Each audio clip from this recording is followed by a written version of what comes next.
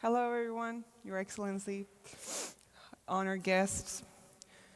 It is an unbelievable experience for me to be standing in our city hall where I once, 12 years ago actually, graduated as a police officer. And now I have the possibility to address global leaders, communicators, negotiators who are going to impact not only my future, but also the future of my baby. My background is from the armed forces in Norway. So you can imagine that I'm not your girl next door.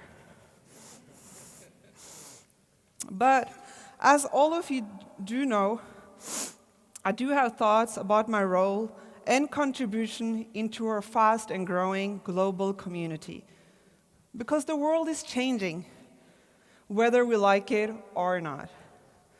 So we have to evolve, we have to adapt, and make choices, make sacrifices almost every day. And as a result of that, we'll decide the future of not only our generation, but the next generation as well. Born and bred in Norway and belonging to a family that migrated from India almost 40 years ago, diversity and values that focus on inclusion has been my normal. I was once told by my father that the first thing he threw out of the window in Oslo 40 years ago was the need to stick to his core values. We are talking about the set of values that defined him as a man he was. Just after some months in Norway, my father, the head of my family, understood that he had to sacrifice many of his Indian values to be able to succeed in Norway. Norway was not going to change for him.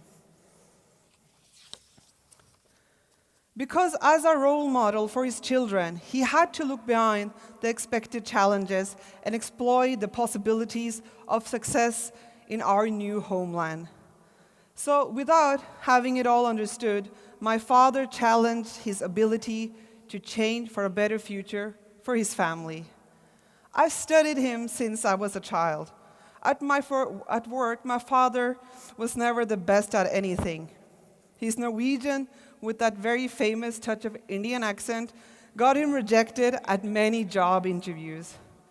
But he continued challenging himself, demanding from himself, and never stopped trying to connect with Norway. Today, after 40 years in Norway, my father has earned the respect of his peers by building on relationships and living by the mantra that no one be able to outwork him even though he doesn't excel in the language. I'm investing in this country by being kind to people that hasn't always been kind to me, he said. When I served in Afghanistan back in 2011, the way I looked at the world and the power dimension changed my mindset. The whole perspective of third world countries, who's actually in power and who will really impact our future, made me question how I looked at other people and at the global world. And it challenged my narratives.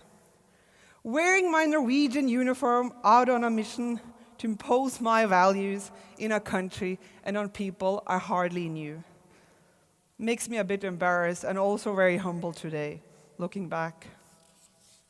But at the same time, I opened up to see the strength in other cultures.